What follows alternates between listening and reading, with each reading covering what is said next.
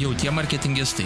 Tai vienintelis marketingo podcastas be uždarų durų ir paslapčių. Tik čia sužinosi visas karščiausias bei aktualiausias marketingo naujienas, patarimus bei išgirsi efektyviausias pardavimų strategijas be jokių bet. Patirtimi ir naujienomis dalinsis mūsų vieninteliai ir nepakartojami marketingistai Simonas Naudžius ir Paulius Šetkus.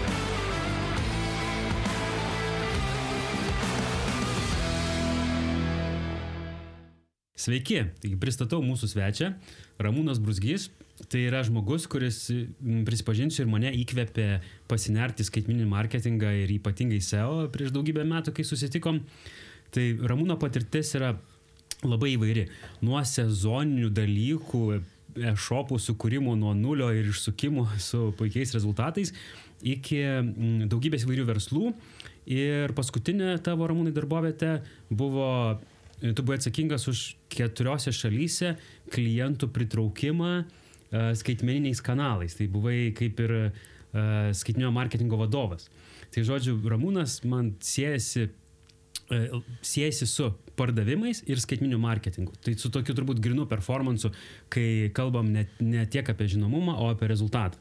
Taip pat Ramūnas turi puikius mokymus, kuriuos irgi man teko dalyvauti ir moka kažkaip sudėtingus dalykus pateikti sklandžiai, suprantamai ir įdomiai. Tai manau, tai įmanoma tik tai turint didžiulę praktinę patirtį, sugebėti pasakyti dalykus trumpai, aiškiai ir suprantamai. Ir Ramūnas taip pat bus SEO konferencijos pranešėjas, kuri vyks kovo 13. Tai labai lauksim visų, seokonferencija.lt ir perduodu žodį Pauliui. Sveikas, Ramūnai, sveikas. Tai gal duokim tada Ramūnui žodį irgi tart, ne? Jo, tai sveiki visi. Sveikas Paulius, sveikas Simonai. Smagu vėl jūs matyti ir ačiū labai, kad pakviečiate tokias avantūras. Sveiki klausytojai, kurie yra kitoj pusėje. Tai pabandysime padaryti įdomią laidą, kur pasidalinsime galbūt paprastais būdais, ne, kaip čia Simonas mane visą laiką bando ant kalno viršūnės pasodinti, kad aš galiu paprastai papasakoti, tai gal ieškosiu būdų, kaip padėti atsakyti tos sudėtingus klausimus paprastai, kaip pasiekti ten tą Olimpo viršūnę, galbūt su mažesniais biudžetais arba paprasčiau, lengviau ir kur tos paslaptys yra tokios lengvos. Nu super. Tai mūsų šiandienos tema yra naujo produkto įvedimas į rinką. Tai turbūt galbūt ir pradėkim ties tą vietą. Tai tarkim, turim kažkokį fiktyvų produktą, nežinau, tarkim, virtuvės puodų komplektas ar kažkas tokio ir norim įeiti į kažkokią užsienio rinką, įvesti į naują, nebūtinai užsienio rinką, galbūt toje pačioje Lietuvoje. Nu čia jau, kur nueisim, ten nueisim. Tai turbūt koks būtų tas pirmasis žingsnis, nuo ko pradėtum, žinai? Tai labai geras produktas, ne? Man patinka kartais gaminti, tai apie puodą šiek tiek nusimanau. Okay, žinau, kaip jos galim panaudoti. Jau gera pradžia. Ne vien tik tam, kad grojimų namuose, žinai, per tuščius puodas, kad duok valgyti, ne? Tai turbūt pirmas dalykas, ne? Nuo kelių dalykų. Aš taip, kaip galvotau tą klausimą, šiandieną mąsčiau, ne? Turbūt nuo pačio verslininko, ne, arba to kūrėjo, ne, arba ambicijų, ne, ir kiek jis duoda laiko.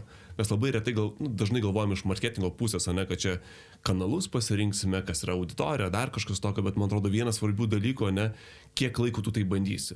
Ne, mes turėtume iškelti deadline, ne, kad aš per tiek laiko pabandau įvesti produktą, ne, ir aš bandau gauti kažkokį tai atsakymą iš rinkos.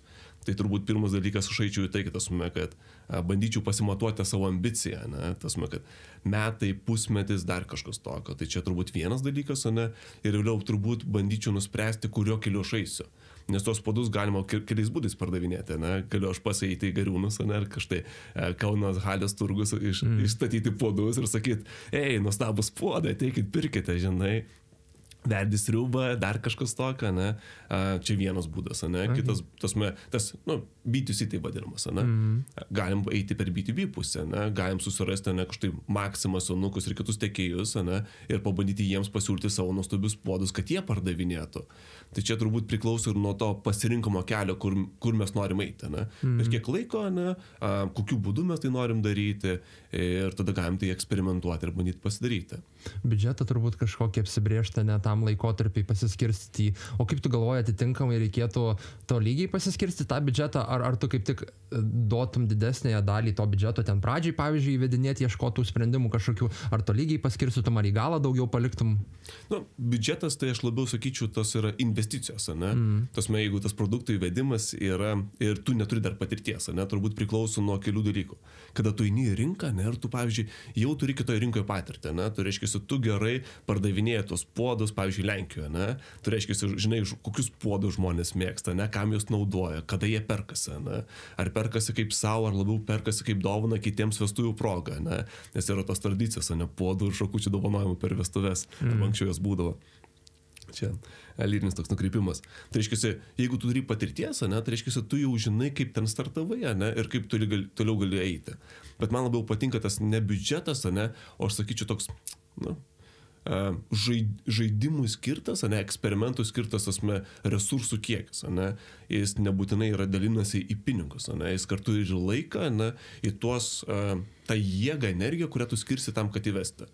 Tai dalinimo aš kol kas šitam žingsnį nežiūrėčiau, ne? Aš tiesiog bandyčiau nuspręsti, ne, kokie yra variantai, ne, eiti 50-50, ne, tas 50, tasme bandyti, jeigu tenai yra B2C, ne, tasme eiti tiesiogiai pardavinėti klientų per savo shopą, kūrimą ar dar kažkas tu tokio, galbūt netgi iš vis pasirinkčiau, tasme, kur skelbiu LT, Facebook Marketplace, tuos ypatingai būdus, kur tiesiog pasižiūrėti, ar iš tikrųjų tas produktas žmonės domina. Kaip suprantu, jūs, žinai, pavyzdžiui, pats puikiai dirbi su Facebook reklama, adsais, Simonas irgi, ne, tai jūs turite tasme skirtingus gebėjimus, kaip jūs galite pasimatuoti tą poreikį vartotojų. Tasme, ar jie ieškosi, ar jie tasme reaguoja tam tikrus dalykus. Tai aš labiau žiūrėčiau iš to tokio turėti biudžetą kaip eksperimentą, ne, laiko prasme ir pinigų prasme, kad tau nebūtų gaila, žinai, nes kada tu įmerki koją į kažkokį produktų paleidimą, nu čia kaip ir su santykis, ne, kuo tu giliau eini santykius, to sunkiau iš jų išeiti yra. Okay.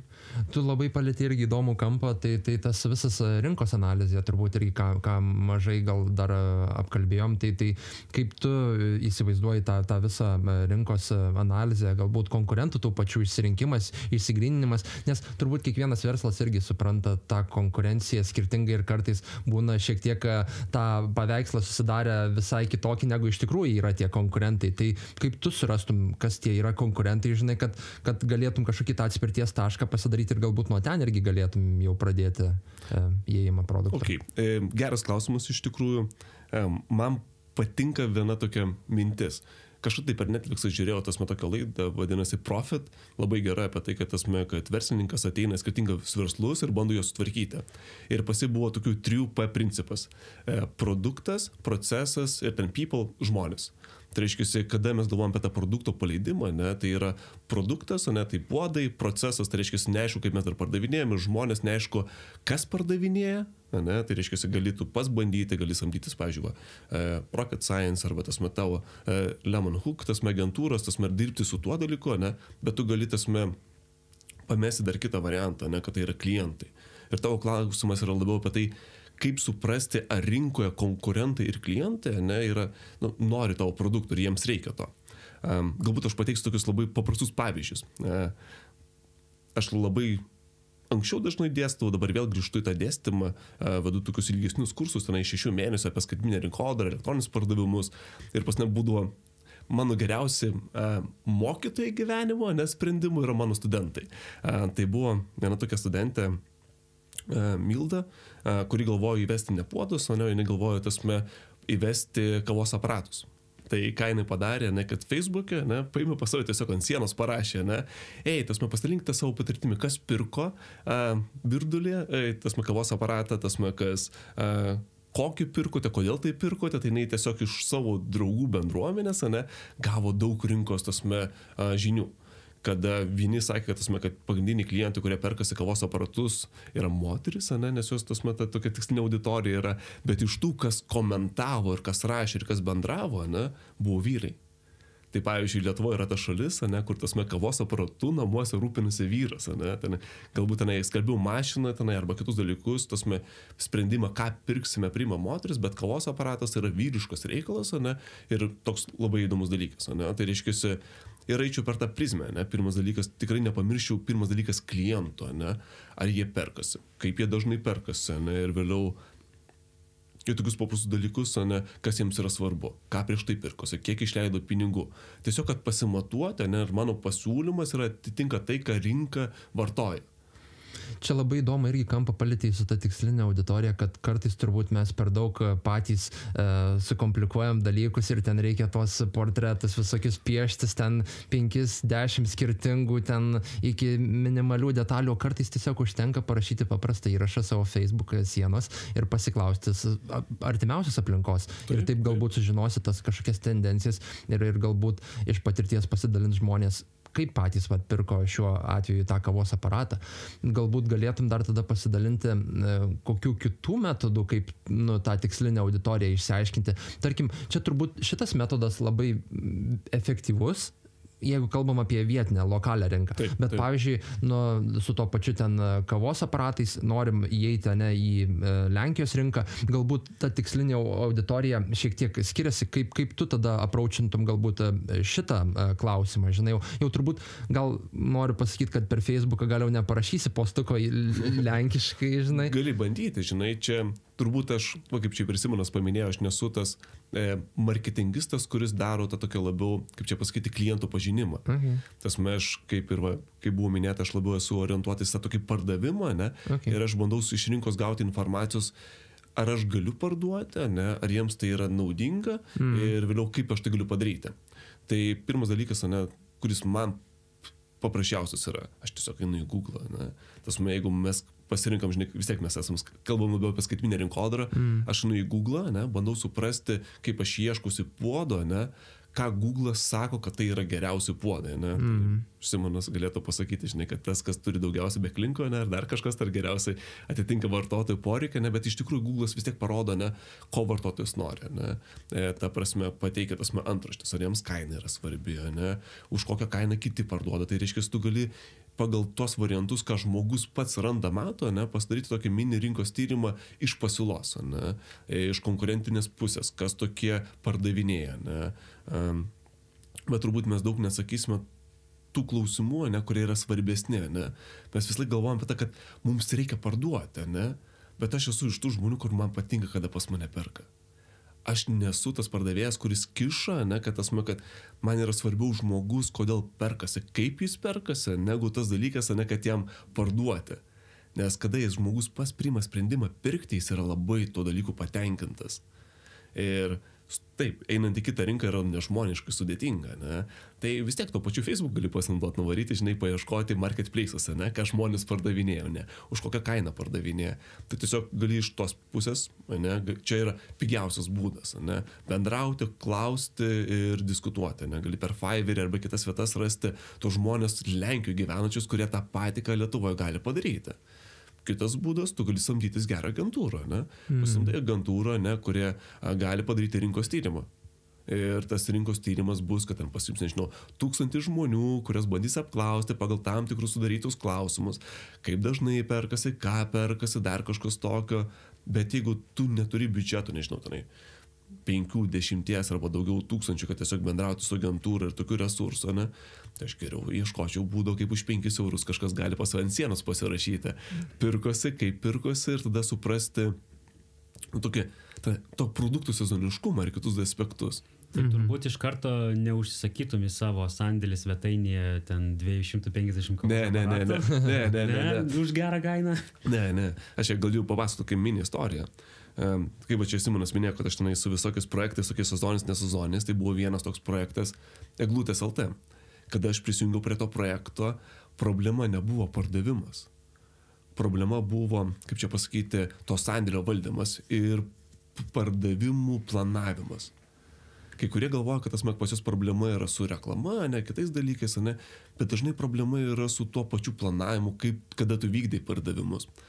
Ir kada prisijungiau prie jų, jie man pasako tokią, žinai, istoriją, kad ten metai prieš tai, ne, klausiu, kaip sezonas buvo, sako, mes nesupratom, kaip jį suvaldyti, ne, kad iš pradžių nepirko, vėliau kai pradėjo pirkti, pagalvojom, kad reikia daugiau produktų ir vėliau jiems teko ten apie 200 kažkiek tai prabangių vienų gražiausių kėnių utilizuoti vien dėl to, kad sezonas pasibaigė. Tai pavyzdžiui, mano darbas buvo pirmas sugalvoti tam pardavimo procesą, kuris leistų nedeginti medžio. Tai kaip deginam klientus, dar kažkas tokio, tai nedeginti medžio, ir kada turime pabaigti pardavimus, kad viskas.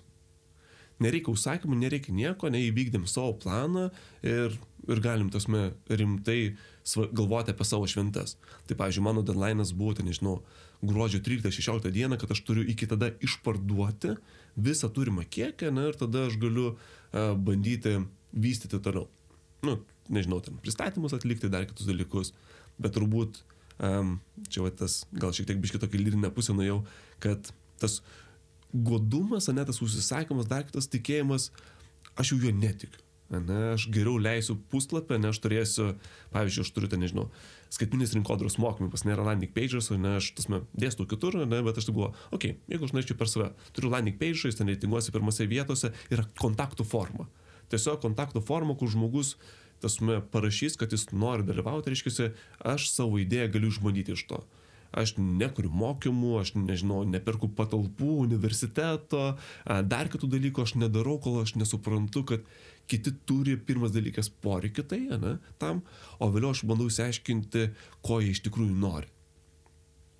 Tai reiškia, kada ten, pavyzdžiui, pas mane žmogus susiregistruodavo, būdavo klausimas, kokia yra tas priežastis. Sakyk į vieną klausimą, kodėl tu nori mokytis, ką tu bandai pasiekti. Ir tas dalykas leidžia man tinkamai suprasti, kaip aš turiu toliau su juo komunikuoti, kokią problemą jis turi, ar iš ją išspręsiu ar neišspręsiu. Ir va čia yra turbūt daug kartų svarbiau, negu turėti produktus sandėlyje. Šitą temą turbūt irgi galbūt šiek tiek jau palėtėjai kiek anksčiau apie prasitestavimą, apie biudžetus. Tai turbūt klausimas sekantis būtų, kaip sėkmingai pratestuoti produktą, neišvaiščius milžiniškų resursų. Tai čia turbūt linkstu į tą pusę, kad, kaip ir minėjai kiek anksčiau, ten turint didelius biudžetus, galim ten pasikurti prašmatnes svetainės, ten pašto rinkodara sudėliota nuo A iki Z, produkto pakuotės blizgančios už aukščiausią kainą ir ten spalvos nuo A iki Z, bet ar iš tikrųjų mums viso to reikia, jeigu mes tiesiog norim pradžiai prasitestuoti produktą ir gal užtenka MVP, tą vadinamąjį minimal viable produktą pasikurti, pasižiūrėti, ar jis eina ir nuo tos atspirties taško. Tai visiškai sutinku, čia priklauso dar turbūt nuo pačios įmonės, kai kuriuose, jeigu aš dirbčiau Apple įmonėje, arba Google ar dar kažkur, tai aš negalėčiau paleisti MVP kažkokio neiškaus puslapio, neiškaus produkto, nes tai kainuotų labai brangiai, toks, kaip čia pasakyti, šleivas ėjimas rinkoje, ir kur per reputaciją, kitus dalykus, bet jeigu aš vėl pateiksiu savo vienos senos studentės, tokios Elenos pavyzdį, jinai prisijungė prie skaitmeninės rinkodaros mokymų.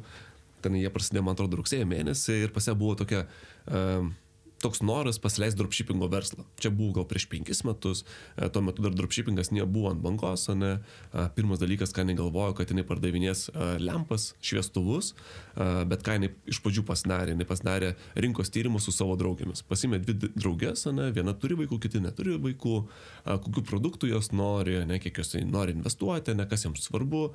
Tai, pavyzdžiui, buvo labai įdomus dalykas, ten mama, kuri turėjo vaikų, jie labai svarbu, kad šviestuvas nedūžtų ir nebūtų stiklų.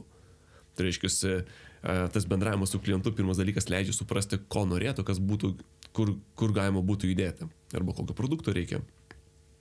Nes dažniausiai mes renkamės produktą, kuris būtų mums fainas, o sakom, blemba, šitas staliukas, žiauriai gražus ir aš manau, kad mano visi draugai to dalyko norės, Bet čia, save apgaulė tokia yra, kad dažnai taip nebūna. Bet ką jinai padarė, jinai greitai savo idėją transformavo, tai reiškia, jinai yra labai lanksti, nes sako, čia šitą būtinai darysiu kažką tai kitą, ir jinai priėjo prie tos idėjos, kad čia ateina šventės, kad rugsėjai, tas jau buvo, man atrodo, spalis, sako, bus kalėdos, bus šventės, reikia kažkokį tai dovaną daryti. Ir jinai paėmė, susirado difuzorius. Yra tas matinai tokio eterinio aliejų, kad tenai lašinio aliejaus, vandens ir jie ten skleidžia gerą orą, palaiduoja, dar kiti dalykai. Ir jinai paėmė šitos produktus, susikūrė svetainę su WordPressu. Svetainė buvo antiek paprasta, kad tai tiesiog buvo landing pages. Tai landing pages tai yra vienas puslapis, kuriam buvo 6 nuotraukos, man atrodo, skirtingų difuzorių. Buvo 1, 2, 3, 4 ir apačia buvo kontaktų forma. Kontakto formą turėjai parašyti, kokio numerio difuzorių tu nori, kiek vienetų, ir tai vykdė pardavimus. Jis neturėjo jokių mokėjimų, jokių pristatymų, nieko tokio. Tiesiog buvo paprastas puslapis su kontakto forma. Aš dabar bijau sumeluoti, bet man atrodo, kad jinai per 1 mėnesį suprekiavo netoli už 1000 eurų. Mhm. Tiesiog paleidusi paprastą reklamą, man atrodo, per Facebooką tenai gal su 100 kažkiek tai eurų, bet tiesiog buvo tas dovanų planavimo laikotarpis, ir tiesiog jinai sėkmingai tenai iššoko į tai. Kaip nuo 0 iki 1, tai, ta prasme, puikus rezultatai per kontaktinę formą. Tai aš stebiuosi, žinai, ir čia sakau, žinai, geriausi pavyzdžiai yra turbūt tos, kurios, žinai, netyčia sutinkami iš tų žmonių, ne, kur tasme ypatingai mokymusi metu, kada tu mokaisi, ne, tu turi aiškius deadline'us, kad tau reikia kažką tai pasidaryti iki rytojus. Ir jeigu tu negali tasme pasidaryti, ne, viskas, ne, dėl to, kaip pradėjom šitą pokalbį, sakau, laikas eksperimentavimo, ne, kiek laiko eksperimentuosim, nežinau, su tų puodų pardavimu. Ir vėliau kitas dalykas, žinai, kanalo pasirinkimas, ne, kuris šiuo metu tau leistų duoti greičiausią rezultatą. Kalbant apie kanalų pasirinkimą, turbūt įdomu išgirsti tavo nuomonę irgi digital versus traditional, tradiciniai kanalai, ir turbūt kitų dar irgi yra tų kanalų, influenceriai, nuomonės formuotojai tie patys. Kaip tu apraučintum šitą turbūt klausimą? Man tai labai patinka, yra tokia knyga, vadinasi Traction. Jie yra parašęs DuckDuckGo įkūrėjas ir tenai yra apie 19 būdų, kaip gauti klientus. Okay. Ir tenai yra įvairūs būdai, tasme, nuo dalyvavimo konferencijose, viešas kalbėjimas, ne pardavimai aktyvūs, SEO, tasme, SEMai, dar kiti dalykai, ne. Ir per savo praktiką, ne, ypatingai Lietuvoje, aš prieinu prie to, kad mes neturim labai didelio kanalo pasirinkimo. Tikrai nėra tų kanalų, kad mes čia galim belekiek turėti Lietuvoje, ne? Netgi pas jūs prieš tai buvo laidoje apie affiliate rinkodarą, kuri iš vis tokia yra mirusi Lietuvos rinkoje, ne? Tas matyk yra paskolos, man atrodo, paskolos, tenai lažybos ir dar kažtai kelios tokios mažos nišos, ne?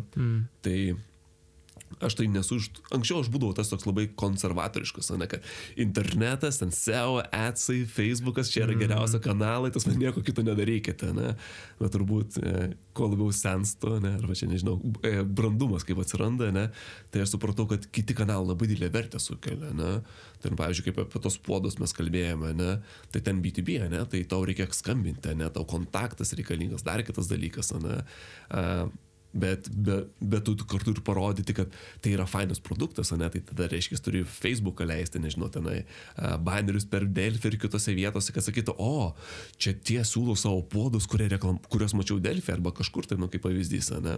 Kitas dalykas, turbūt ne kiekvienas gali investuoti į tą TV reklamą irgi, kuri 1000 iš tikrųjų kainuoja. Tai nėra brangi.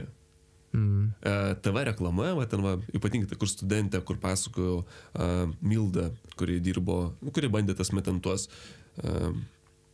kavos aparatus, tai jinai dirbo su TV reklama. TV reklama, pavyzdžiui, vakarais, gali tasme gauti off-peak laiko, nežinau, už 1000 eurų visą mėnesį.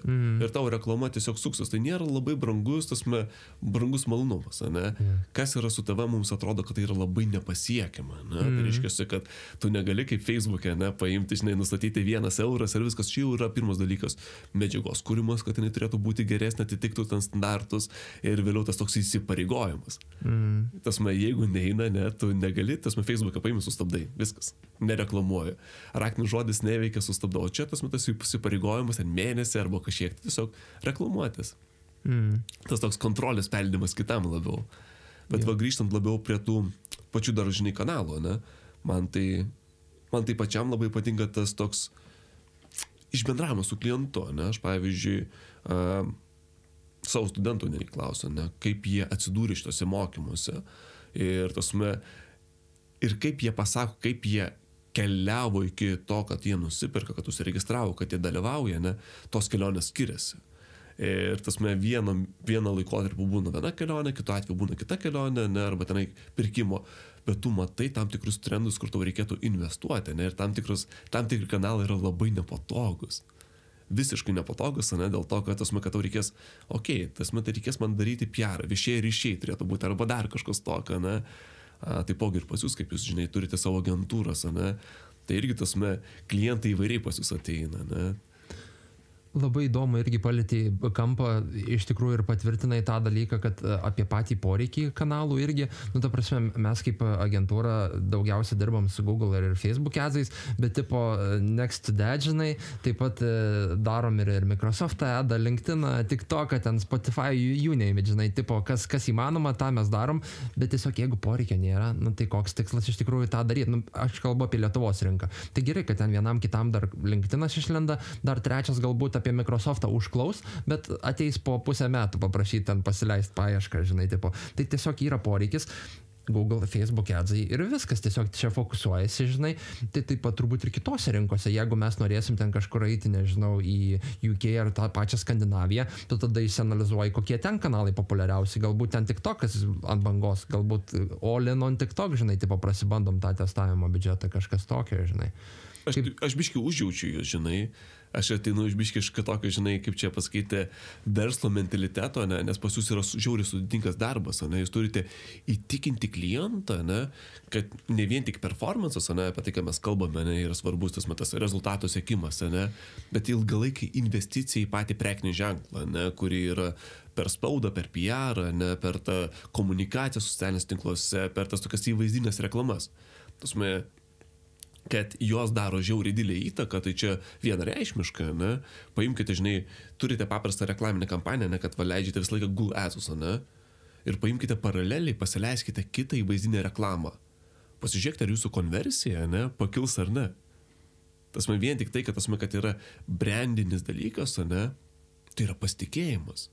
Tai yra, kad mes va čia, žinai, bendravom, kad mes esam, tasme, čia, ne, mes kurim pasitikėjimą, kas mes esam tokie, ne. Tasme, ir tos brandinės žinutės, tai yra, man nepatinka tas žodis brandingas, ne? Man labiau patinka tokio pasitikėjimo kūrimo. Vertės pasitikėjimo. Taip, vertės pasitikėjimo, kad, aš toks esu, žinai. Mes turime tokias vertybės, ne? Mes tą darome, mes tai siūlome, ne? Kad pirmas dalykas, ne, ką turėtų, jau tokio biškį paaugusi verslo, savininkai padaryti, nežinau, kur ten. Man patiko Audriaus Lučiūno mintis, kad ten, jeigu jau virš milijono darai, jau jau reikia investuoti į brandingą, ne? Kad žinotas, kad mano vardas reiškia tai. Ne? Tai tu turi įkalti tai. Vėliau kitas dalykas, šitą dalyką reiškintis vardas parduoda tai arba daro tai. Ne? Vėliau kad kitas žingsnis padaro tokiomis vertybėmis arba kitais dalykais. Tai tu gali paprastai iškomunikuoti, kas tu esi, ką tu darai, ne? Ir sukurti tą pasitikėjimą. Ne? Bet čia labai sunku ir iš kitos pusės neįgyvendinama atrodo užduotis, jeigu tu dirbi su smulkesniu verslu, tarkim kaip aš. Ir ta prasme, jiem pardavimų reikia jau rytoj, tai jie tą performansą smaugia iš visų pusių, žinai. Man reikia pardavimų dabar, kažkas neveikia, koreguojam. Ir dabar man juos reikia įtikinti, kad mes investuokime į ten prekinio ženklo kūrimą, vertės, pasitikėjimo to kūrimo kampanijas, kurios tikėtina, kad tik tais po kelių galbūt mėnesių pradės generuoti kažkokią tą grąžą. Jūs gali iš karto generuoti. Iš karto gali generuoti? Gali išgeneruoti iš karto, ne? Nes tuo metu, ne, dėl ko žmogus neperka, ne? Perkimas tai yra turbūt pasitikėjimo kūrimas. Taip, jis perka vien dėl to, kad jis sako, aš Pauliu pasitikiu, žinai, jis yra žiauriai geras specialistas, ne, kuris daro tai, aš žinau, kad jis tai daro, ne, jis darė kitiems tai ir aš noriu, kad jis darytų man. Aš moku, tas yra energijos apsikeitimas dėl pasitikėjimo. Labai paprastai. Ir jeigu nėra to pasitikėjimo, tai niekas neperka, žinai. Ir dažniausiai būna, parduok daugiau, bet nėra pasitikėjimo.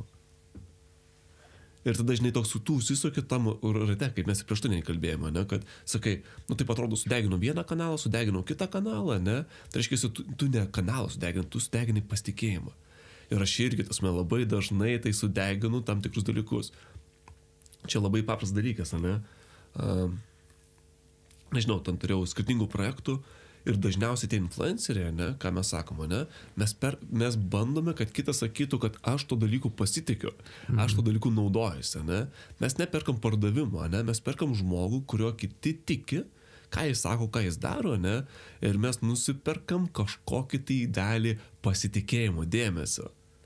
čia va tas dalykas, kuris atsitinka, ne, aš pavyzdžiui, ir jeigu mes pradam galvoti apie tai, mes nusipirkam pasitikėjimą, ne, mes nusipirkam pažintį, ne, ir vėliau kitus dalykus mes galim, kurti kaip santyki. Čia labai įdomią temą irgi palėtė, nes turbūt iš įvairialypių pusių galima irgi tą pasitikėjimą kurti. Tai turbūt kaip tą kurti ir stiprinti pasitikėjimą ne vien tik tais, ar ten iš influencerių, ar ten, nežinau, kažkokio checkmarko ar SSL to sertifikato, žinai, tipo prie browserio. Bet turbūt čia tas pats ir yra ir tų partnerių, tų pačių pasirinkimas, tarkim, ten grįžtant prie to virtuvinio kažkokio komplekto puodų. Tai galbūt, jeigu einam per B2B kanalus, tai tu norėsit patikimus irgi partnerius kažkokius turėti, nes automatiškai, jeigu kažkokie nepatikimi atsiskaitimai bus ar kažkas ir jie ten suklys tavo partneriai, tai kam atsakomybė kris vis dėlto tie, kas produktą pateikė tikriausiai. Labai. Aš tu dar biškį apie patikimumą tokį, žinai, mažą pavyzdį pateiksiu. Mano draugė Ugnė, jinai yra lietuvių kalbos mokytoja, jinai moko užsieniečių lietuvių kalbos. Jai gerai sekasi ir kaip tik jinai pasako tokią istoriją čia prieš savaitę, kad kreipėsi ją studentas, ir klausė studentas, ar tu dar teiki paslaugas? Sako, kodėl klausiu? Sako, dėl to, kad tavo paskutinis postas Facebook'e buvo prieš 4 mėnesius.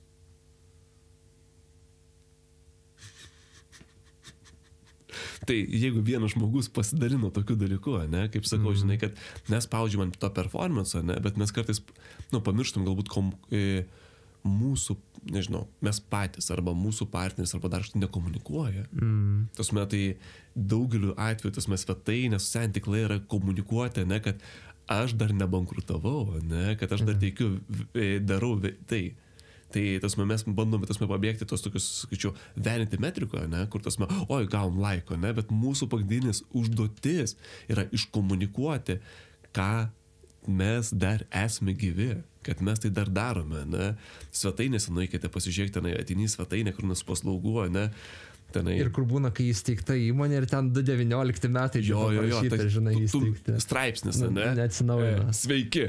Anksčiau būdavo labai populiaru, žinai, čia prieš 10 metų svetainėse mūsų nauja svetainė ar dar kažkas tokio, vienintelė naujiena svetainė, ne, kad jie pas juos yra nauja svetainė. Tai neparodo gyvybiškumo, ne? Mes patys taip kaip asmenybės, ne, mes komunikuojam per stories, per kitas vietas, ne, kad mes gyvename, valgome, dar kažkas tokio, bet mes labai pamirštame, kad mūsų verslas tai irgi yra gyvas mechanizmas, ne, kur mes irgi turim komunikuoti apie tai.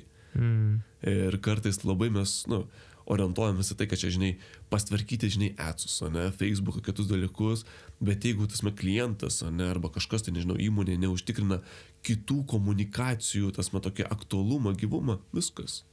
Tai čia dabar galima grįžti prie to Pauliaus klausimo apie biudžeto paskirstimą, galbūt ne per kanalus. Tai reiškia, kai tu, pavyzdžiui, pradedi, įvedi naują produktą arba naują prekę savo, ir tau reikia čia ir dabar pardavimų, tau reikia ir testuotis rinką. Bet tuo pačiu, kaip tu sakai, reikia ir pranešti, kad tu toks esi ir esi gyvas. Ir tau tada jau reikia gal jau 2 skirtingos kampanijos, ne? Reikėtų 3 kampanijų. Viena bus žinomumui, kita bus pardavimui, ne? Reikėtų 3 kampanijų. Arba tasme, kaip yra ten tas pardavimų piltuvėlis, ne? Tasme, kad žinotų, kad toks esi, ne? Susipažintų su tavo produktu ir vėliau, kad tu parduotum. 3 kampanijos, ne? Ten tas standartinis kapojimas to biudžeto, ne? Aš taip vadinu, ne? Yra 6-3-1. 6 tai, kad žinotų, kad tu toks esi, ne, tas patikimumo, 3, kad ateitų pas tave, ne, ir 1, ne, tai, kad parduotum. Bet dažnai, kaip dirbi su performance, tai viskas labai apsisuka, ne, 6, kad parduotum, 3, kad ateitum, nes trafikas, tas rautas jau nėra svarbus, ir 1 tam, kad žinotų, kad mes tokie esame. Įrašiuką vieną kitą ant Facebook'o puslapio išleisti. Ir tada žmogus pamato kažkokie, kad no-name'is nežinomas brandas parduoda kažkokią nežinomą prekę arba dar nedaug dievę paslaugą, kur iš vis pasitikėjimo reikia dar didesnio, ne? Ir kodėl aš turėčiau pirkti ir mato tą reklamą kaip brukalą. Taip. Pavyzdžiui, netgi tokie, žinai, ypatingai pas mus dabar yra problema pamatyti, kas iš tikrųjų generuoja tos pardavimus, ne? Nors kokie būtume protingi, kokie įrankiai būtų protingi, tai nežinau, nauji Google Analytics 4, senesni, mes galiausiai nežinom iš tikrųjų, kas padarė įtaką.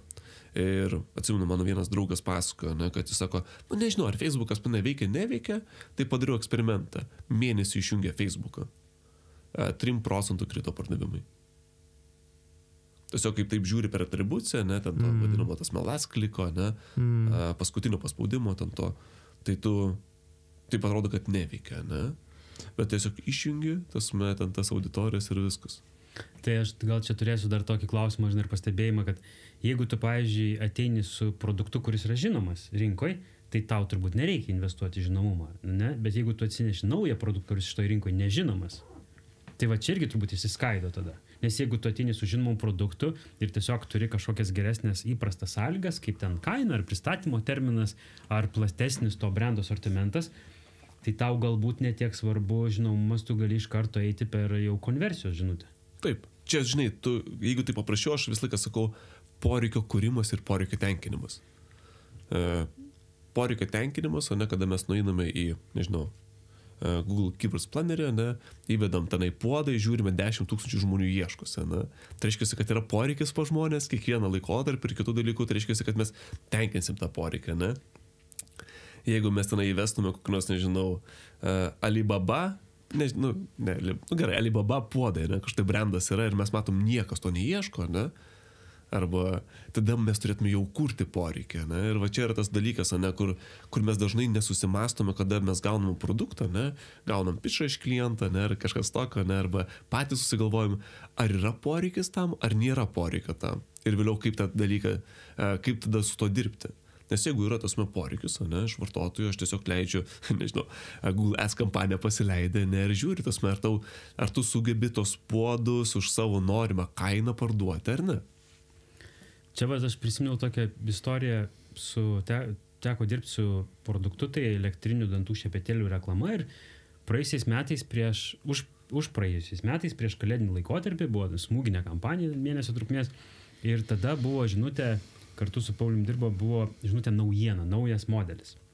Ir turėjom tam tikrą biudžetą, tam tikrą tikslą ir po metų jau buvo to paties produkto reklama, bet jau jis buvo ne naujiena, jau buvo jisai subundlintas su kitais produktais ir gera kaina kažkokia, kitas pasiūlymas, ir kita reklaminė žinutė, lyg ir tam pačiam produktui, bet rezultatas, kai buvo mažesnė kaina ir pasiūlymas patrauklesnis, žodžiu, naujiena prieš kainą, tai kainos pasiūlymas laimėjo, rezultatai buvo turbūt 3 kartai geresni su tuo pačiu biudžetu, buvo parduota turbūt 3 kartus daugiau, aišku, dar reikia pridėti tokį faktorių, kad reklaminė kampanija buvo ištesta, biškį ilgesnė, buvo ne mėnesio, o beveik 2, dar į tas stačiatikių šventes spėti.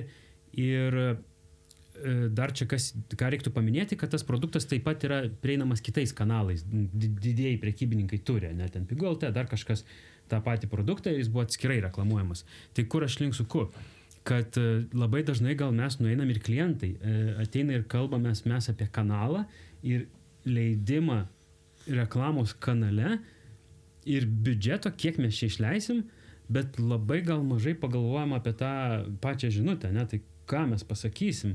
Ir man čia tai toks neatrodo naujiena. Naujiena tai turėtų pritraukti tos early adopterius, viską turėtų čia žmonės pirkti, nes čia kažkas super wow. Bet rezultatai rodo, kad kainos pasiūlymas suveikia 3 kartus geriau. Kita vertus, turbūt ta naujiena, kaip ir šiek tiek Ramūnas anksčiau pasakojo, kad galbūt to pasitikėjimo tada nesukuria, bent toj vietiniai rinkoje. Gerai, kad tas prekinis ženklas, tarkim, žinomas kažkur užsienio rinkose, bet galbūt jeigu jis čia lokaliai yra naujiena, galbūt dar lokali auditorija mažai apie jį žino, todėl mažai to pasitikėjimo yra, todėl to ir pirkimų gal, nežinau, užtrunka tas langas arba išilgėja, arba nori pasitikrinti, prasivaliduoti per kažkokius kitus kanalus, ar tikrai tas produktas yra vertingas pirkti. Čia dar galima įdėti 2 dedamąsias, kad vis tiek yra konkurentai, kurie irgi turi savo naujienas. Ir kitas dalykas, metai laiko, turbūt tam pačiam produktui dar pridavė dar daugiau turbūt to žinomumo, tiek fizinio, tiek skaitmeninio. Bet čia per visą tą istoriją aš turbūt norėjau prieiti prie žinutės svarbos, ne? Jinai svarbi yra, žinai, bet turbūt, kad startuojant su naujų produktu ir turėjote pardavimus, ne, tai jau čia yra geras ženklas. Nes labai dažnai, kaip tu startuoji su naujų produktų, tų pardavimų nebūna.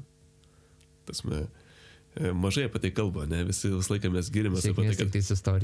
Sėkmės tokias istorijos, ne, kad čia reikia, man atrodo, podcastą apie marketing failą, ne, arba produktų failą, dar kažkas tokio, ne. Bet taip yra, žinai, kad ta naujiena, jinai sudomina, ne? Bet yra, kiek daug naujienų įvyksta, ne? Yra elektromobilis yra naujiena, ne? Nu, tai paimkime, ne? Buvo.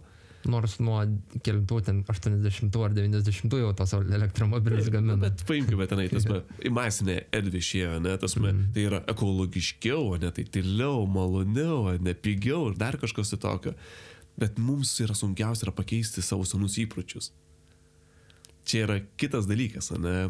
Kurio mes nepaliečiame, ne? Mes kaip kalbam apie tą produktą ir kitus dalykus, ar žmogus turės atsisakyti savo status quo, ne, kuris buvo, ne, savo senų įpročių, kad naudotis naujų dalykų. Tai žmogus jam patinka ten tas senas šepetėlis, ne. Čia, žinai, kiek iš jūsų turi, žinai, elektrinius, aš turiu paprastą, ne, nežinau, kaip pas jūs, ne. Tai aš paprastu, žinai, brūžinu ir viską, žinai. Tai aš matysiu naujieną, man tai, žinai, aš turiu seną įprotį, ne, man jis tinka, žinai, aš pakeičiu, tai nežinau, kas mėnesį ir viskas, ir nesukiu galvos dėl to. Tai čia yra tas dalykas, ne, kad viena dedamoji to poreikis ir tas metas noris keistis, ne. Ir vėliau kitas dalykas, ne, kur tu pats atsakai savo klausimą, ne, kad visi kiti pradėjo tai pardavinėti, ne, ir tas jūsų klientas, ne, jis turėjo tą tokią galimybę pigiau kažkokią bandlą turėti, ne, sudėti daugiau produktų, padaryti jį skirtinį kažko tai rinkoje ir iš to gerai laimėti. Čia tokia gal išvada žinai ateina iš to, ką sakai, kad naujieną pirkti yra turbūt sunku. Pirkti akciją arba pasiūlymą jau yra lengva, nes naujiena tai reiškia, tu turi lyginti parametrus, kuo skiriasi nuo kitų. Naujiena, aišku, kaip taisyklė brangesnė. O žmogui tai yra darbas, ne? Jis taip po darbo grįžęs dar turi dirbti, lyginti šepetėlius, ne? Kad padarytų pirkimą. Ir mes tikimės, kad jisai čia nupirks ir dar pykstam, kodėl neperka. Ne? Ir jeigu dar reklamuojamės tam kanale, kur žmogus ateina nedirbti, pavyzdžiui, netgi patys kanalai skiriasi, ne? Google'as, mes einam ten dirbti. Google'as yra mūsų darbo kanalas. Mums reikia suremontuoti, mums reikia kažką tai pagaminti, dar kažkas tai. Mes einam tenai, kad gauti darbo atsakymą, ne? Arba kaip toliau dirbti. Problemos sprendimo kažkokio. Taip, ir dabar. Taip, kaip pagaminti, ką pagaminti, ne? Mes, yra darbo kanalas. Jeigu reklamuojame Facebook'as yra nedarbo kanalas.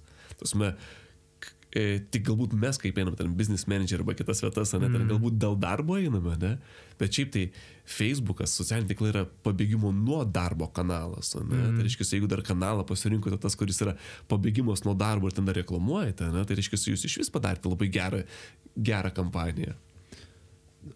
Ar galima tada šiuo atveju teikti, kad naujo kažkokio produkto įvedimas į rinką kaip ir būtų mūsų, kaip marketingistų, tarkim, prioritetas, pirmą išspręsti tos rinkos poreikį, jos problemas, nes mums reikės spręsti ir keisti jų įpročius senus, ką šiuo atveju irgi paminėjai, kad elektrinis šepetėlis, ta prasme, mes visi turbūt turim tos paprastus, brūžinam tos savo dantis ir ką man dabar čia pirkti kažkokią tą naujieną elektrinį šepetėlį, žinai, tipo. Bet čia reiktų ir to mano įpročio tada turi nes vienas segmentas naudoja paprastus, kitas elektrinius. Tai pavyzdžiui, turbūt pakeisti iš paprasto elektrinį, tai čia didžiulis darbas ir reikia daug edukacijos ir viską. Bet mes, kai kalbam apie naujieną elektrinių šepetėlio, tai gal labiau taikomės į elektrinių šepetėlių naudotojus. Kurie jau naudoja, ne? Žinai, nes mesgi neleidžiam daugybės edukacinio turinio, ar ten straipsnių, žinai, neinam į telikai pas dantistus, mes tiesiog siunčiam performancinę žinutę, kad naujieną pirk, čia subandlinta su tuo ar kažką ir va super gera naujiena. Mes nesakom, kad tu atsisakyk ten to šepetėlio, nes jisai blogas, ne? Paprasto. Tai vėlgi tada vėl targetinimo klausimas, ne? Tai kokią auditoriją mes eisim, nes tada jeigu eitume į tuos, kur keisti jau visiškai įprotį, tai jau reiktų visai kitų priemonių ir kito biudžeto ir kito laiko turbūt, ne? Tai jau neturėtų būti smūginis, šventinis, kalėdinis pardavimas, žinai. Aš turiu dar tokią, žinai, mini istoriją. Kažkada tai, nežinau, čia prieš 7 metus su Donatu iš Domen.lt mes bandėm pasileisti naują hostingą Lietuvoje. Jis žiauriai talentingas yra serverių konfiguratorius. Ką jis daro, jis sugalvojo, kaip padaryti, kad paprasta WordPress'o svetainė veiktų žiauriai greitai. Tenai per visokias technologijas, kurios yra ten toks Lightspeed, dar kiti dalykai, jis sukonfiguravo serverį, kuris momentiškai atidaro WordPress svetainės. Ir, tas man darėm rinkos tokį mini tyrimą, aš paėmiau visiems savo draugams, pažįstamiems, ką naudojate, kodėl naudojate, dar kažkas tokio, ir turėjom tokią netgi nemokamą pasiūlymą, kad žmogus gali susikurti savo svetainę visiškai for free. Tai pasileidom tą wordorado.lt ir atsirado kita problema. o tas tokio įpročio keitimas, nes visi buvo pripratę naudoti interneto viziją ir svetainės perkelimas, ir visų paštų perkelimas, ir visų duomenų perkelimas yra nežmoniškai sunkus dalykas, ne? Taip pat, kaip žinai, kaip jums pasakyčiau, žinai, va, gyvenate dabar, va, nežinau, Kaune, ne, davai, va, kelkitės į Vilnių, ne, būtą turėsite už tą pačią kainą ir dar kitus dalykus, nežinau, ten, Simonai, žmona, vaikai. Ir pigiau turėsite. Taip, ir pigiau, ir dar kažkas, tas mes turi galvoti, blem, šuo, darbas, agentūra, dar kiti dalykai, tas to įpročio pakeitimas čia gyventi, ne, ir tos aplinkos, ne, jis yra nežmoniškai sudėtingas. Ir jeigu mūsų produktas nesukelia supergalių, ne, o kaip tik žmogui reikia pradėti dar dirbti, va čia ir atsiranda tas toks sunkumas. Ir dar pridėk, jeigu dar tas tiekėjas yra naujas ir mažai žinomas, tai taip. Pavyzdžiui, tada, kaip ir nesaugu jį visus duomenis pasiperkelti, o ar jis gal bankrutuos po pusmečio, žinai? Vienareikšmiškai. Pasitikėjimas tas dalykas laiko yra labai labai svarbus.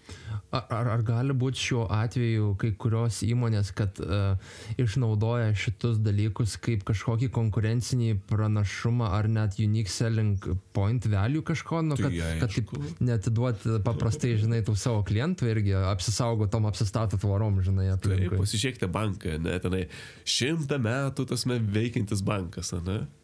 Pas mus, pavyzdžiui, Lietuvoje buvo, kad bankai bankrutuoja, ne, yra ilgai veikiantis bankai, ne, iš kažkur tai atėjo bankai. Atsimenu, kaip dirbau su Eglutės LT, net ir mes turėjome tokius Kriner stovus iš Vokietijos, Vokietijoje yra gaminami, ne, nu tai mano iki šiol dar baneris, ne, vokiški stovai su 5 metų garantija, ne, tai mes turime savo smegenyse, ne, priklausom nuo laikmečio ir kitų dalyko, pastudinta informacija, kas yra kokybiška, kas yra gero, ne, kas yra saugu ir kas yra nesaugu. Tai čia visas tas dalykas, ne, ką mes kalbam per rinkodarą, tai yra, arba tą pardavimą, tai yra pasitikėjimas, ne, mes žmogus, aš, pavyzdžiui, gal linkęs esu galbūt pirkti kažkur tai šiek tiek brangiau mokėti, bet žinau, kad aš nebūsiu apgautas ir jeigu sugels daiktas, aš galėsiu jį grąžinti, suremontuos. Nes tikrai yra pas kitus visokių patirčių, ne, kaip kažkas stinka, įmonė bankrutavusi ir tada tu per tas patirtis jau linkęs esi galbūt netgi mokėti daugiau, bet gauti aptarnavimą ir turėti saugumą. Čia gal aš pridėčiau, žinai, save prigavau. Pavyzdžiui, man reikėjo ten 3 ar 4 skirtingų dalykų namams, skirtingos kainos, vieni brangesni, kiti pigesni. Ir aš žinojau, kad aš surinkdamas per kitus prekybininkus gausiu pigiau, galbūt ne taip greitai, bet ką aš padariau, pasižiūrėjau pigiau LT prekes, kurios yra atsimk rytoj ir pirkau ten ir aš tausojau savo neuronus ir kalorijas tam researchui, aš galbūt praradau ten kokį 100 ar 200 eurų, bet aš tiesiog kitą dieną nuvažiavau ir pasiėmiau tas prekes. Ir netgi kas buvo jokinga, aš pirkau dar jogos hamaką, apie ką aš visiškai nesuprantu, bet tiesiog jie turėjo ten 1 ar 2 pasirinkimus ir man tas siauras pasirinkimas tos prekės ir dar pridimas prie to paties krepšelio, man turbūt taip palengvino gyvenimą, kad man net nelabai buvo svarbu, ar jis bus geras ar ne, žinai. Tipo, tai ant kiek lemia, pavyzdžiui, tu žinai, kad kitur yra geresnė kaina, bet žinai, kad tu čia galėsi, pavyzdžiui, ten rytoj atsimti ar kažką. Ir vien tas jau, pavyzdžiui, mane jau paperka. Tai taip, labai dažnai lemia net ne kaina. Kaina būna labai svarbu tam pirminiam paieškos etape. Bet paskui įsijungia kitas faktorius. Žinai, pavyzdžiui, tose pačiose senukose žiauriai patogus e-shopas, bet aš kai sudedu krepšelį, žiūriu, kad vienas prekės gali paštomatą, kitas negali. Vienas galiu atsimti, kitas negaliu. Tai baigėsi paskui X mygtuko paspaudimu, nes sprogsta smegenis nuo to, nes tai tampa darbas. Žinai, susidėti krepšelį. Kaip ir atsakėjai mano klausimą, ką norėjau užklausti, ar kaina visą laiką gali būti, tipo, kaip pranašumas. O pirktum vienam krepšelį iš to paties e-shopo ir pieną, ir cementą, ir duoną, ir dar klijų super. Nu tai prekybos centras turbūt didelis, tą viską paminėta, ką tu dabar pasakėjai. Cemento gal tik tais nerasi. Aš dažnai išeinu iš depo. Aš turiu blemą. Nu jie ten pieno turbūt irgi turi. Pas jas be laktozės labai gera kaina yra. Tai aš turiu ir vinių, ir plaktuką. Dar pasiimu sumušteką, dar pasiimu pieno, ir dar žiūriu, dar sausainiai iš Latvijos ir dar šitą pasiimu. Aš čia turėjau pokalbį su vienu. Dar šunų maisto dar pasiimu. Tai ir turi du e-shopus regione, žinai, ir vienam yra maistas, kitam yra statybinės prekės. ir e-shop'e, tai ką tau atveš tada su krovininė mašina, paletė, tipo cemento grindų betonavimo ir dar dešros O kam rūpintis jo? Man kol kas sunku tai suvokti, bet ką vat, tu dabar pasakei, Ramūnai, tai kad turbūt vis dėlto tai yra ateitis, ne? Kad man patogu vienam krepšelį, kad ir tos prekės visiškai kitokios, ne? Aš galvoju, iš viso mes einam link to dalyko, ta prasme nebijokim pasakyti, kad į tą pačią, nežinau, ten Kiniją toliau pasižiūrėkim, yra viena aplikacija, kur tu realiai visą savo gyvenimo sudedi visas ir paslaugas, ir užsipirkinėjimus, ten groceries užsipirkinėjai, užsisakai paslaugas, kad tavo elektrikas ateitų, pakeis lemputės, susirašinėjai su draugais, planuoji renginius, atsiskaitinėjai per vieną aplikaciją, tipo. Nu, aš galvoju, pasaulis link to eina, bet kokia atveju. Pasaulis eina link to. Ir ar tai yra šiandien, ar tai yra man realus smulkiam verslui gyvendinti, tai apie ką mes ką tik pakalbėjom, tą, pavyzdžiui, lengvą pirkimą ar patogų pirkimą, vat kokia tavo patirtis, Ramūnai? Aš tai manau, kad tikrai, pirmas dalykas, pardavinėkim prekes, kurias turime. Kaip pats minėjai, kad vežiodavai vakarais ir naktintas eglutės vežiodavai, ne? Ja, čia iš tikrųjų tas yra, nėra nieko sudėtingo. Aš manau, kad ateitis jinai ateis, ne, bet reikia gyventi dabartyje. Dabar yra tas laikotarpis, kada mes galime, turime daugiausiai žinių ir geriausias žinias, kaip veikia internetinė prekyba, kaip veikia reklama ir kitus dalykus. Niekada prieš vakar nebuvo tiek daug žinių, kiek yra šiandieną. Mes, kai visi turbūt startavome, ne, mes netgi nežinojom, ką mes darome, nes nebuvo kur apie tai pasiskaityti, kur tai išmokti, kur tai sužinoti. Tos patirties netgi bendruomenės jokios nebuvo. O dabar pasižiūrėkime, yra WordPress'ų bendruomenės. Jūs kurite bendruomenę visai fainą. Ir kiti dalykai, kurie vyksta, ne, kurie pakeičia šiek tiek. Tai čia aš manau, kad dabar yra geriausias laikas, ne, ir dabar geriausias laikas yra išnaudoti kanalus. Nes nežinom, kaip iš tikrųjų vėliau žmogus pirks, ne? Atsirado Apple'o, aš nežinau, kaip tai pavadinti tą dalyką, ne? Tai nei virtuali realybė, nei dar kažkas tokio, tai atsirado visiškai naujas pasaulio suvokimas, ne? Tai reiškia, ir žmonės tai tikrai fanatiškai naudoja ir aš irgi išvilgiu labai daug vertės ir naudos, ne, iš tos. Tai reiškia, jeigu mes dabar turime galimybę parduoti, tai aš siūlau dabar parduokime, negu laukime, kol kažkas tai pasikeis. Aš 2 kartus prigavau su Apple Pay ir su Amazonu, tam atrodo, one click payment, kai aš dar lik ir norėjau pasitikrinti krepšelį, bet jau padariau pirkimą. Tai žiauriai patogu, bet 2 kartus jau buvau statęs, bet man dar gal biškį reikėjo laiko pagalvoti, o jau, tipo, užsakymas patvirtintas, jau viskas padaryta, žinai. Tai iš vienos pusės žiauriai patogu, iš kitos pusės man jau per greitai. Labai ir turbūt pavojinga šitoje vietoje irgi, ta prasme, ir su nulaužimais, viską aš, pavyzdžiui, turbūt įsivaizduoju, jeigu mano ten Amazono tą paskyrą nulaužtų, tai jie ten vienu paspaudimu galėtų prisipirkti krepšelį, kol pradėtų blokuoti iš kitos šalies. O su savo storų nykščių galiu ir netyčia tam mažam ekrane paspausti tą mygtuką. Tai turėk didesnį ekraną. Arba mažesnį nykštį. Tai kaip ir ateina kažkokie privalumai su tuo dalyku, bet taip pat ir kažkokių minusų savo atsineša irgi. Galim sutikti su to. Bet mes niekada neturėjom tiek daug daiktų, kiek dabar turime.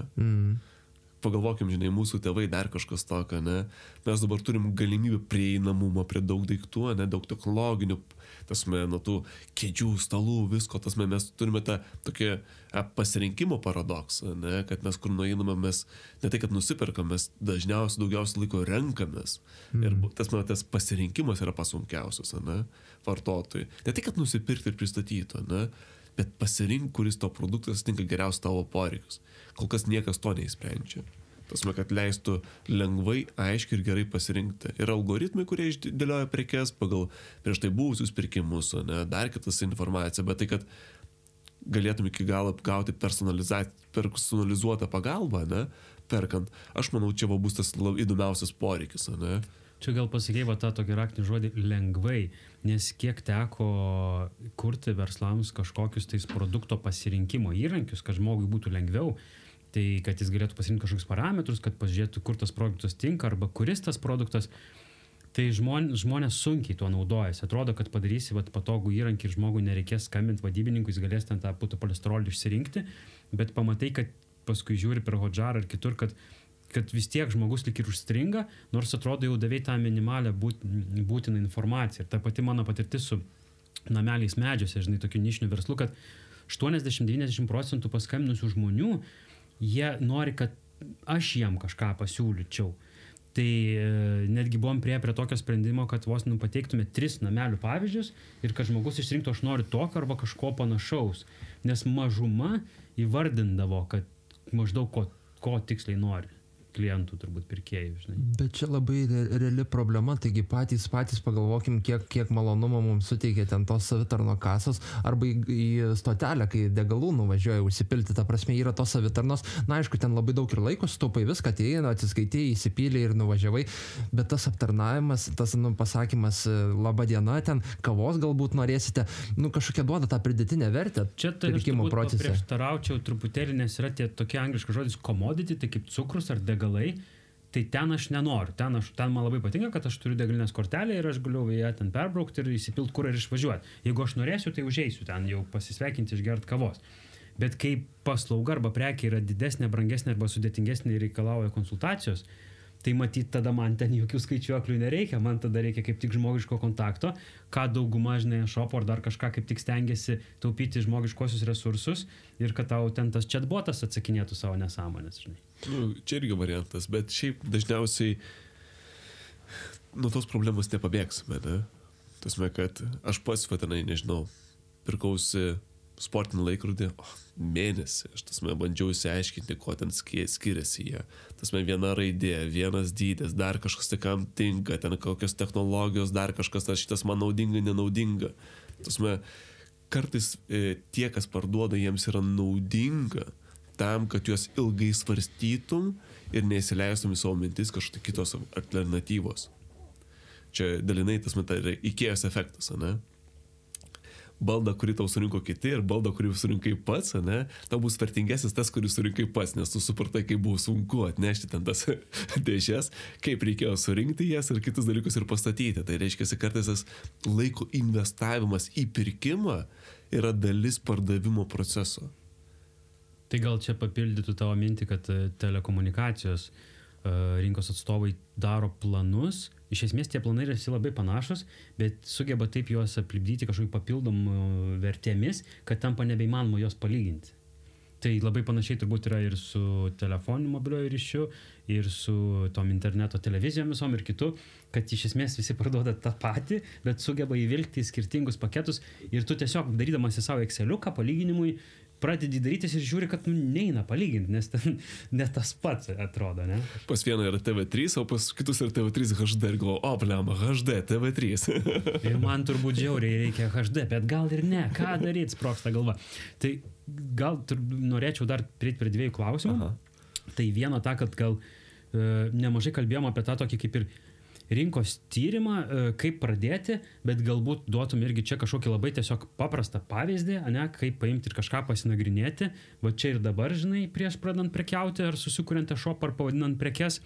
Tai būtų viena klausimo dalis, o kita klausimo dalis, galbūt kai jau kai turi daugiau prekių, daugiau kategorijų, ką tau tada daryti, kaip tau prioritetizuoti, žinai, ir tame nepasimesti. Pirmas dalykas, ne, kada tu dar tik bandai ir nori pasimatuoti, pasižaisti, ne, kaip prieš tai sakiau, ne, gali pasižiūrėti, kurioje iš tikrųjų tu situacijose. Ar yra rinkos poreikis, ar nėra rinkos poreikio, ne, tai gali paimti, žinai, ten tas parašyti, nežinau, jums, arba kažkaip pasinaudoti keyword planerio, ne, ir pasižiūrėti, žmonės ieškosi. Tas ten yra, nežinau, nemokamas Google įrankis, ne, kur, arba tenai Google Trends, gali pasižiūrėti, ieškosi, nesiieško. Na, tada reiškiasi, nesiieško. Ok, man tada iš karto red flagas, kad man reikia kurti poreikį. Tai reiškiasi, gerai, ar aš noriu ir aš moku kurti poreikį, ne? Tai reiškiasi, kad parodyti žmogų, kad va čia yra geras produktas, ne? Kad, nežinau, yra super puodai, ne? Kurie patys įsivalo, patys įsiplauna, ne patys pagamina. O gali gal, pavyzdžiui, įvesti skaičių. Tarkim, Google Keyword Planneris rodo, kad yra ten, pavyzdžiui, 200 vidutiniškai paieškų per mėnesį, arba rodo, kad, pavyzdžiui, yra ten 2000, ar rodo 20 000, pavyzdžiui, arba rodo tą visiškai liniją tiesę su tokiais, žinai, tais šuoliais į viršų, arba rodo, kad ta, yra panašiai. Tai, bet kaip tiesiog, žmogui, žinai, pirmą kartą atsidariusiam Google Keyword Plannerį suprasti tuos skaičius. O, tai geras klausimas iš tikrųjų. Tai jo, tas geras dalykas, ne, kad jis turi tą galimybę pamatyti sezoniškumą ir kaip žmonės bendrai ieškosi. Tas pats įrankis turi 2 galimybės. Vieną galimybę gali pats įsivesti frazes, kaip tu ieškotum. Pavyzdžiui, nežinau, puodai, ne? emoliuoti puodai, tai nežinau, nerudinčio plieno puodai, tiesiog pasižiūrė, ne? Kita galimybė, kurią tas įrankis siūlo, ne, tu gali įmesti konkurento svetainę. Tai yra, kad aš, pavyzdžiui, įmonė, kuris specializuojasi vien tik puodų pardavimuose, tu gali patalpinti jų adresą ir Keyword Planneris nemokamai parodys visas frazes, kaip jos ieškosi. Tai irgi čia yra geras dalykas, ne, kuris leidžia pasižiūrėti. Ką aš dar papildomai galbūt pasižiūrėčiau, kokie yra dideli konkurentai. Labai dažnai, jeigu tas yra, paimkime, puodus ieškosi 2000 žmonių, ne, ir ten yra kažtai puodai 123 LT yra svetainė, ne, kuri pirmas į vietos, tokia atrodo žinomiausia. Aš noriu pasižiūrėti, ar tu puodo 123, ne, kaip brando, neieško tiek pat arba daugiau negu pačių puodų. Tai reiškia, man yra red flagas, ne, toks dalykas, jeigu kažkoks tai brandas, ne, kuris yra specializuojasi puodų pardavimuose, yra ieškomas labiau negu bendrinis raktinis žodis. Tai čia red flagas, kad tiesiog konkurencija bus nežmoniška. Tai reiškia, kad yra monopolistas, aš taip sakyčiau. Tas, kad yra kažkoks tai rimtas monopolistas, rimtas žaidėjas, ne, kuris yra pasiėmęs rinkoje. Jeigu senukai žodis būtų populiaresnis negu cementas, tai turbūt būtų problema parduoti cementą. Taip, galėtų būti tai būti. Tai va, bet čia, tiesiog mano tokie dalykai, kurios, jie nėra tokie kaip tas, kad 100%, bet tas toks yra red flagas, ne toks, kad, tai reiškia, jie yra įsidirbę savo prekinį ženklą, ne, tai reiškia, juos žmonės ieškosi, jais pasitikė, ne, tai reiškia. Jo, tai tas pasaulinis irgi pavyzdys yra, tipo, kad Nike žinomesnis negu tipo running shoesai, žinai, yra. Ja.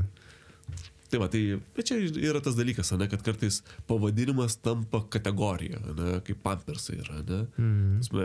Nežinau, jeigu siunčia jūs žmona nueiti parduotuvę nupirkti, žinai, sauskelnių, tai tikrai pasako, paim pampersų, nesakys sauskelnių. Žymiai paprašiau. Tai va, čia iš pradžių dėl kiekio, jeigu aš pardavinėjau butus kažkur tai Šilutyje, ne, tai tų kiekis 200 man yra daug. Jeigu aš pardavinėjau tenai kažkur tai priklauso nuo prekės, ne, nuo jos kainos ir kitų dalykų. Bet tas kiekis galbūt labiau atsako kitą klausimą, ne, va, kaip jūs dirbate vis tiek su Google, tai reiškia, aš galiu nuspėti, kiek žmonių ateitų į mano svetainę. Tai reiškia, tas įrankis parodo paspaudimo kainą, ne, kad paspaudimas gali centus kainuoti, net centus. Tai reiškia, jeigu aš įvedu raktinį žodį ir nėra kainos, tai man yra toks ir red flagas, ir ne red flagas. Ne? Tai reiškia, jeigu kainos nėra prie raktinių žodžių, tai reiškia, gali būti, kad tai yra nekomercinis raktinis žodis. Nes tikrai būtų daug žmonių, kurie jį panaudotų, nes mūsų ta reklamos rinka yra perpildyta. Tai reiškia, pasižiūrėčiau, ar tenai ieško ar neieško, kiek kainuoja. Jeigu labai brangus, tai irgi man tai būtų savotiškas red flagas, kad kiti jau yra tas toks, sakyčiau, raudonasis vandenynas, kur visi kapojasi ir kad gauti tą klientą, ne? Bet aš plius minus galėčiau iš tų 200 ieškose, ne? Ten paspaudimo kaina, paimkime ten įmonės steigimo galbūt 3 eurai, galėčiau nuspėti, kad tenai būnant pirmoje pozicijoje, gaučiau apie 3% paspaudimo, 2-3%, ne? Tai kiam šiam žmonių ateitų, kuriems aš galėčiau pabandyti parduoti.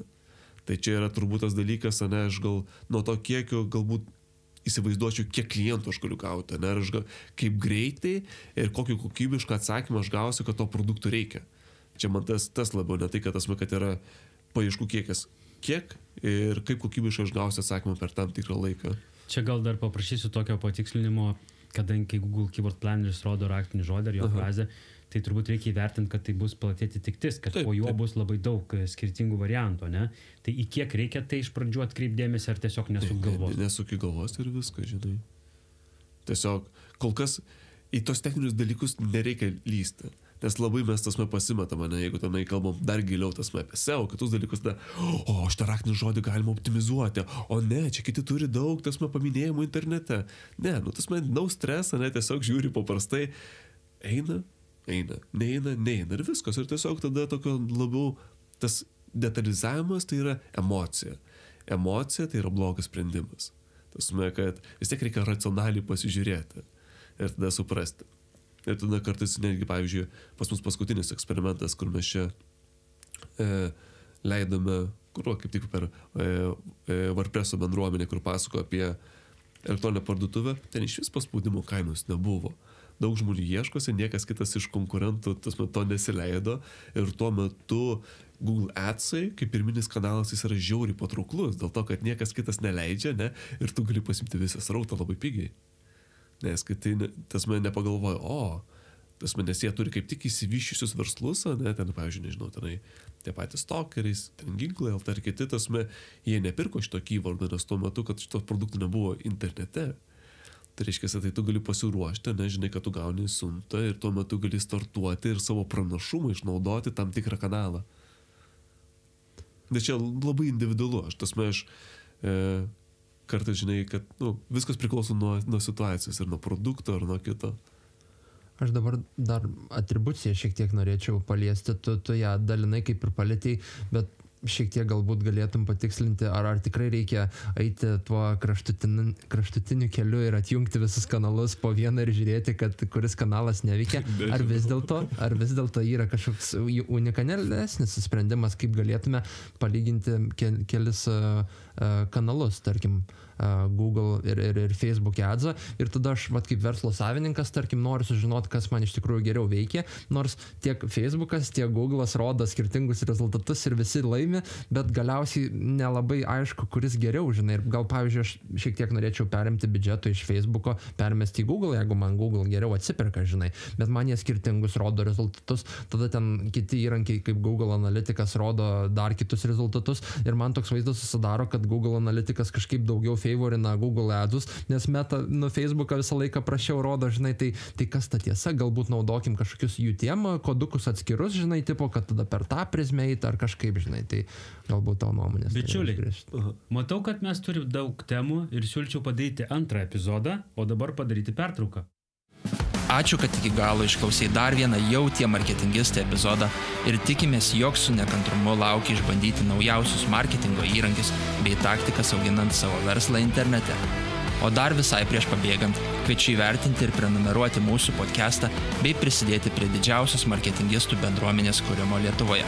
Tam kartui tiek.